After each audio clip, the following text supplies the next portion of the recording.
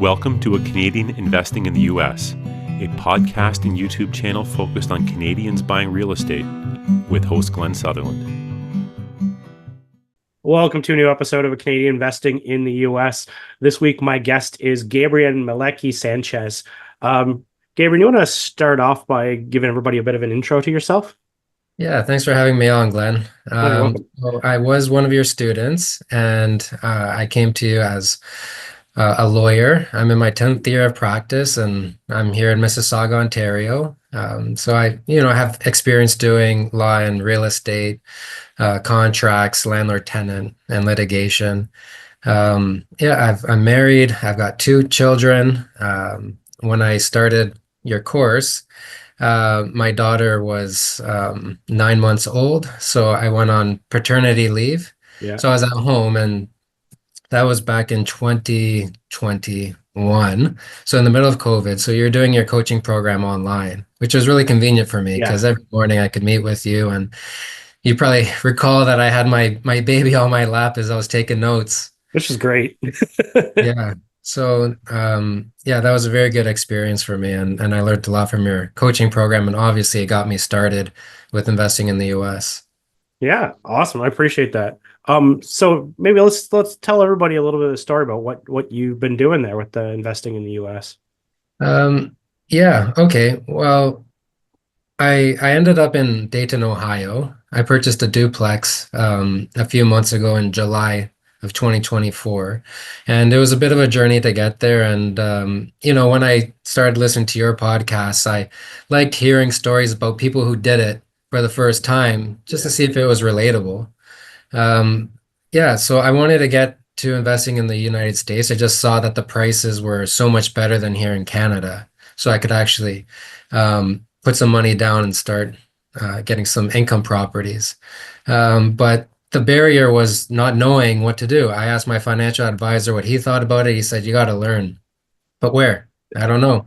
So anyways, one morning on a Saturday, I turned on the TV and I was flipping through the guide, and I saw that there was a show called 30 Minutes to Wealth, and I'm always interested in that topic.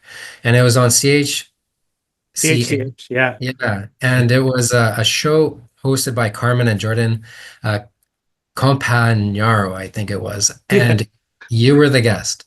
Yeah. And the topic was Canadian investing in the US. And I'm like, unbelievable. That's exactly what I want to know about. And everything you said resonated with me. You articulated it so well, like what was needed, how you can do it, how you can operate it, do it remotely.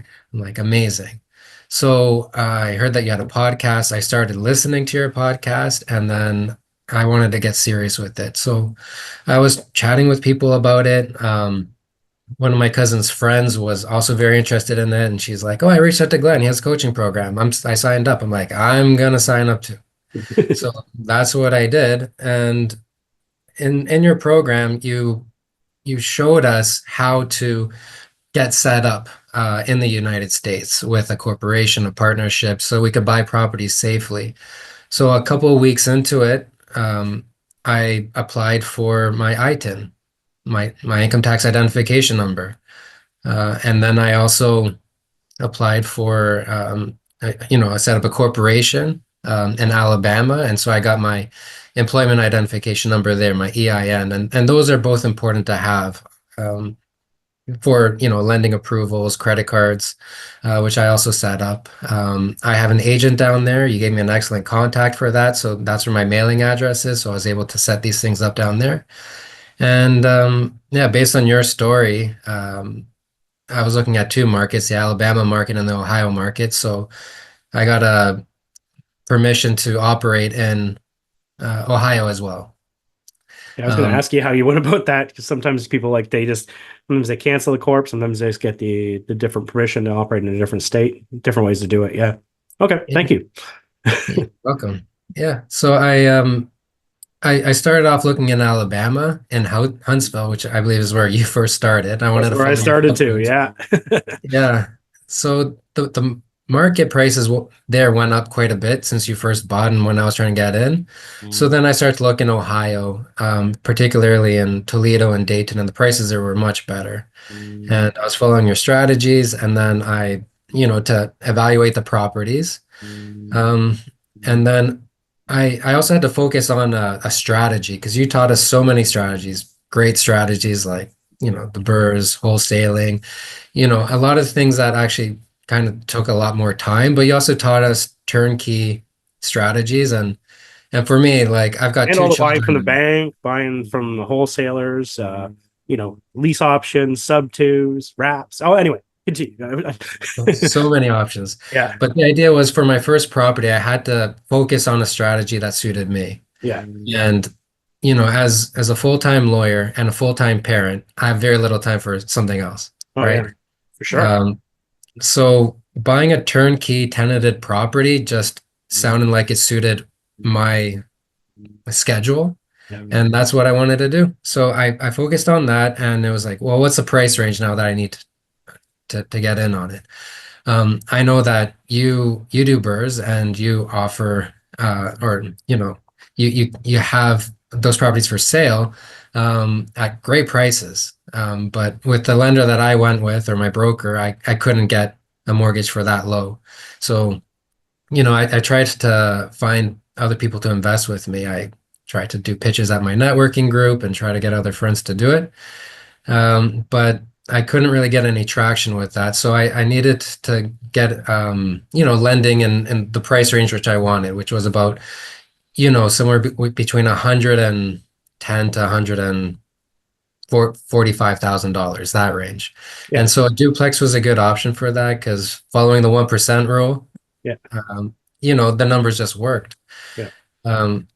But I also didn't want to like spend a lot of time saving up like $80,000 in a down payment, with my after income, like my after tax income Oh, yeah. so I wanted to use borrowed funds and um, I decided I'm going to try with lines of credit that I have. And I think that's, interesting for people who want to get into it to try because um, being able to leverage that kind of capital, unsecured lines of credit, is a good option. So I actually have three lines of credit. One I got when I was in university. Yeah. It was $20,000. It was secured against my car, which I don't have anymore because that was from so long ago. And then I bank with two other banks, and both of them offered me lines of credit. So I was able to use that money for my down payment, and I worked the numbers. And with the interest rates, my the property I ended up getting was still cash flow positive, which is very important. And now with interest rates coming down, it's the gaps are even getting more favorable. Yeah. Which is really nice.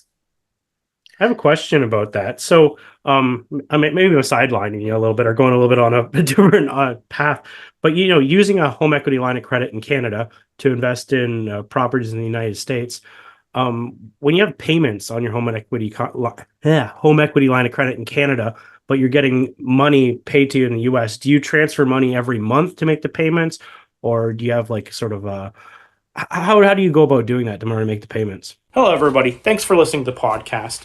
I just wanted to let you know that I've created a new coaching program. I believe the new coaching program has way more value than any of the programs that have even existed in the past. What we've done is pre-recorded all the lessons so that you can work through it at your own pace, which is pretty cool. And then we're going to meet up on a regular basis to answer the questions, do deal analysis, and actually spend our time together working on things instead of spending our time learning things.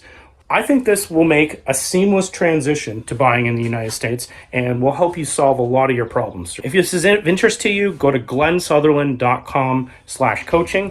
I hope to help you guys invest in the United States, and I hope we provide as much value as possible. Back to the podcast. Yeah, so my preference is to keep the US money in the US account because my wife and we like to travel, and there's many opportunities for us to use US income. So I can just use the equivalent value in Canadian and just pay it down. Okay.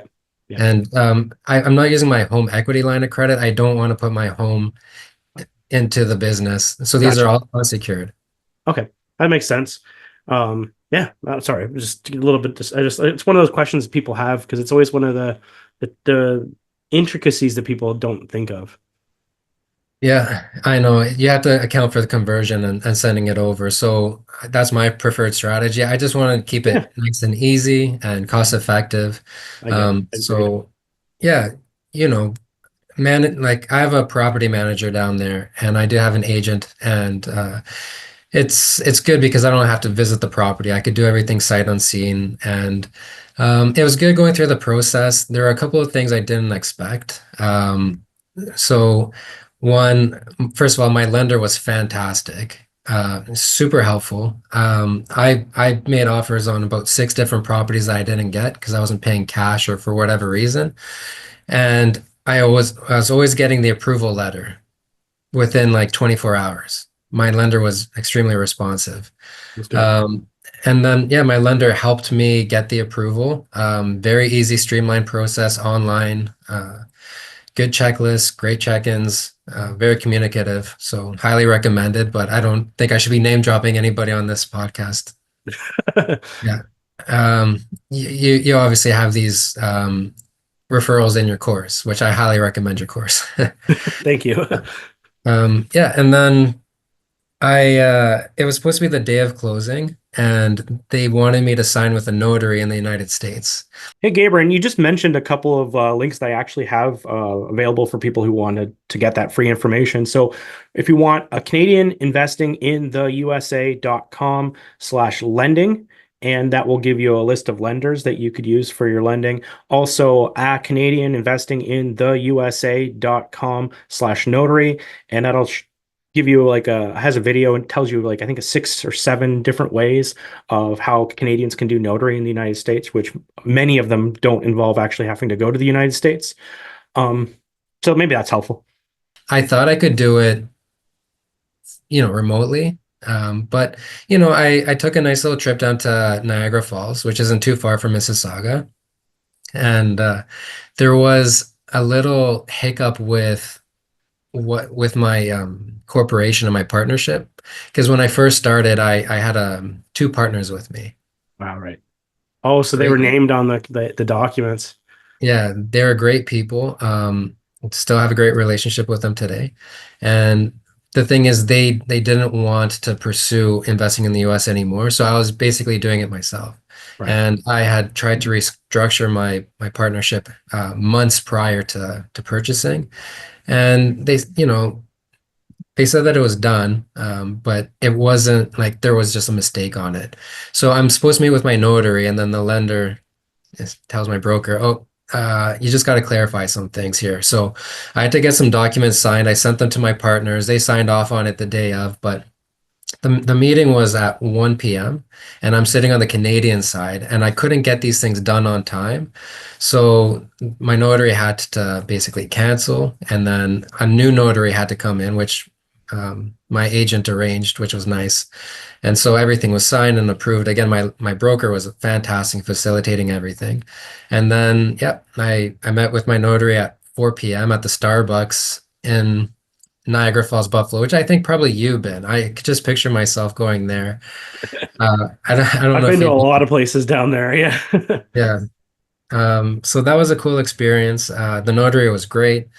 Signed off on everything, and that was supposed to be the day of closing as well. But that was actually like a couple of days after the original day of closing, which is a little bit different than how they do things here in Canada, Oh, where you yeah. need to like negotiate extensions and stuff. In the US, it's a bit easier, I guess, or just less formal. I always wonder how like home buyers, if you're moving into that house, how you schedule moving trucks, because like the closing date isn't necessarily the closing date. It's like an approximate date. Sometimes you close, rarely you close early, and sometimes you close a day or two later. But it's like if you had a moving truck and other things, and you had to leave your other house, like I just don't know how Americans sort that all out. Yeah. Well, fortunately, everything closed properly because I know in Canada, if you don't close on time, then you have a big problem there. But, in the US, the deposits are so low.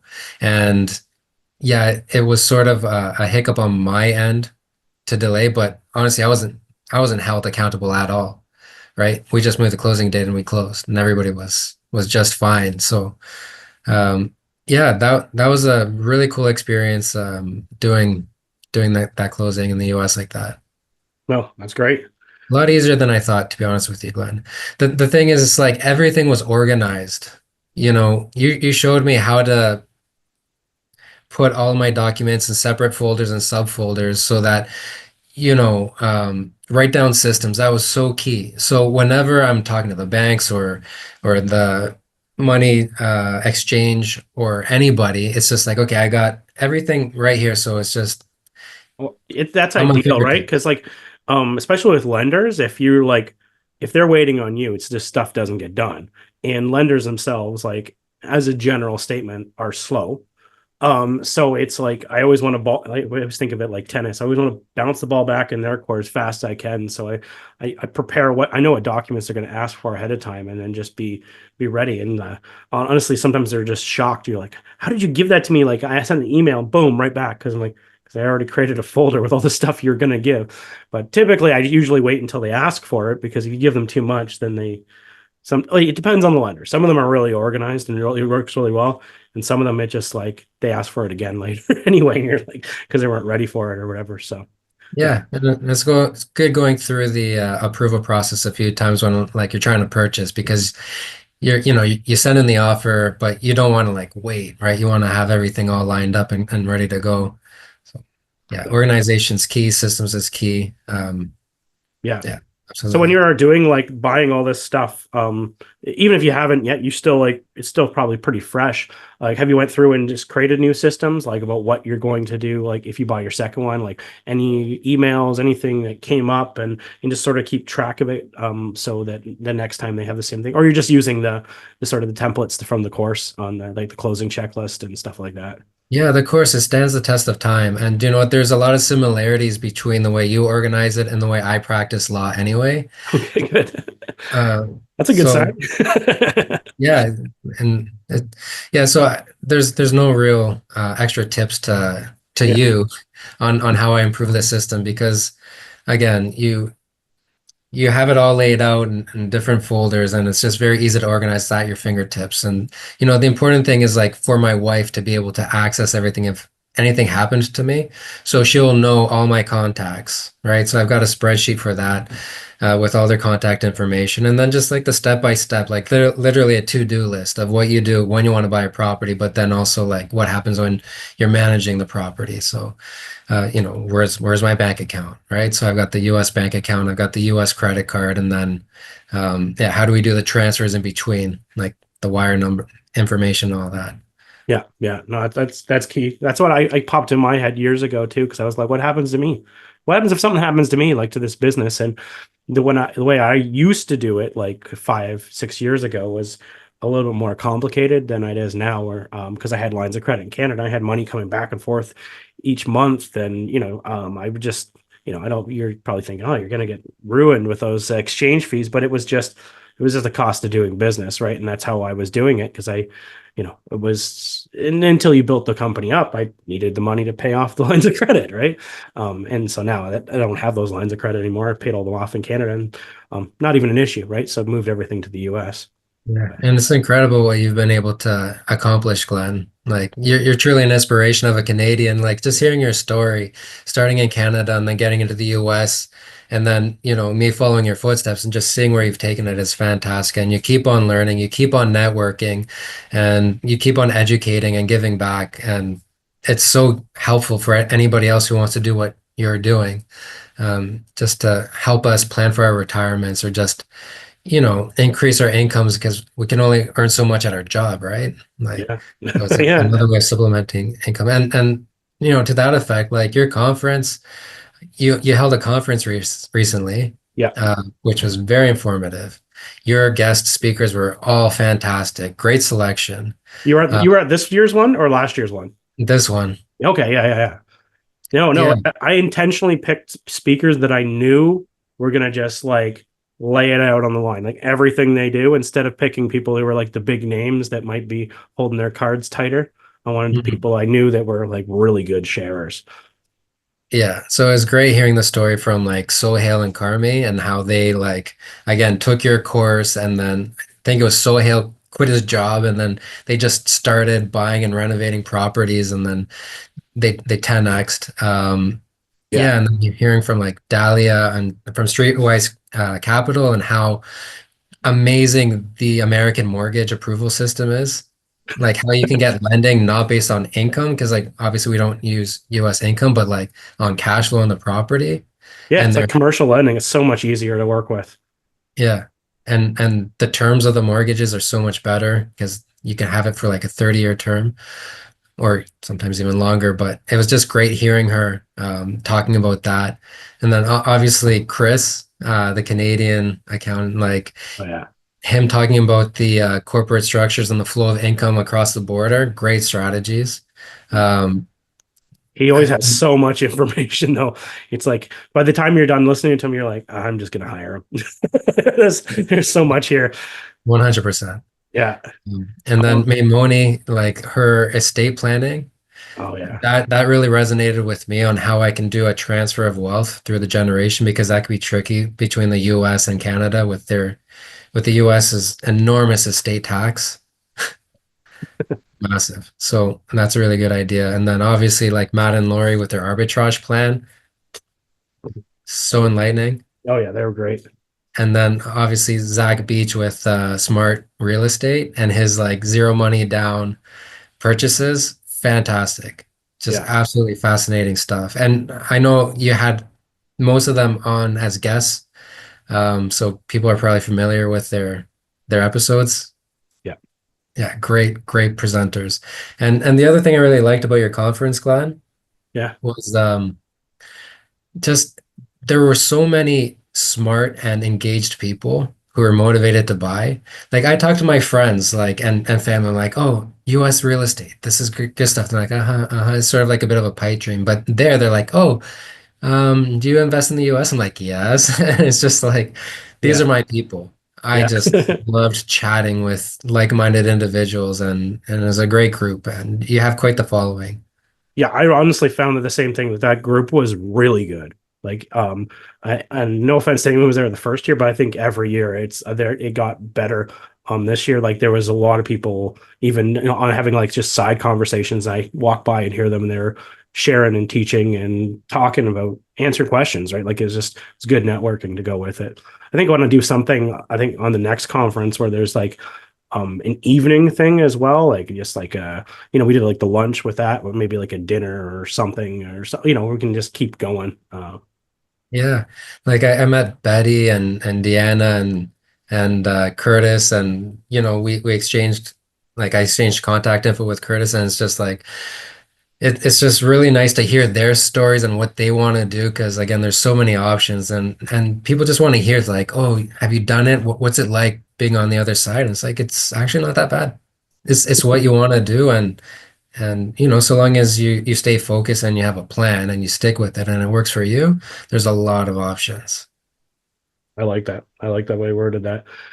If you were to do anything different, was there any like snags or anything that you saw along the way that, if you're, I'm always, every time I buy a property or close a property or finish a project, I always trying to look back at the project and see like, hey, is there anything I could have done better? Is there anything I would have done differently, or people I would have brought in or not brought in? Is there anything like that changes you would have made? Yeah, I really wanted to raise some funds. I think I put in a good effort there. And, it's like, hey, do you want to give me $50,000? I haven't done this before. It's like, well, okay. So I have no regrets there. I do want to get, the experience and the street cred in and show people like, this is the income. It's coming in. Um, Oh, you it's know, so I, much easier if you have like a proof of concept and you can show the property and this is what we did and this is what's happening and here's a rent roll and yeah. yeah. Like I had all the confidence in the world because I had your system and I was like right there. I'm just like, all we have to do is buy the property and the numbers work. And Yeah. honestly, if we like, for example, one of your properties, I'm like, if I buy from Glenn, like you've been available to speak with me ever since my coaching program 2 years ago. Like that's how fantastic you are. So I'd be very comfortable doing that. And, I'd love to buy a property like that cash, without a traditional mortgage Yeah. and then just get money in. Um, but You can yeah, totally do it. You can totally do it. You can totally, yeah, especially with now that you got one under your belt, totally do it. yeah. I think I want to use like Zach Beach's strategies of like getting a zero money down sort of rent to purchase or rent to own contract in. I'm interested in trying that. I might also just sell the property that I just purchased with offer it to one of my tenants to buy it out, but give me multiple deposit structures and then grow from there. So yeah, again, the most important thing is knowing what strategy works for you, and turnkey tenanted property was good for me because I didn't want to manage the project from far away. Right. And I just wanted it to cash flow. And, I'm not in the business of flipping right now. Well, I have a full-time job. So yeah. Yeah, no, that's smart too. You know your strengths, right? So, Gabriel, people wanted to get a hold of you. They wanted to track you down. What's the best way to reach out? Yeah. So my partnership is called Home of the Brave LP. And so my email address is homeofthebravelp@gmail.com. I check that email daily. So if anybody wants to ask me any questions or get in touch, yeah, that's the best way to reach me. Perfect. Well, Gibrian, thanks for coming to the show. Honestly, I say this all the time, but this was truly a lot of value. You walked us through the whole process. So I think there's a lot of people that'll feel a little bit more confident about doing this if they've been just sitting there thinking about it and having the analysis paralysis. That it might be enough to push them to like, I can do this. I can do this. So anyway, thank you. You're welcome, Glenn. Thanks for having me on. That was a nice video. Bye.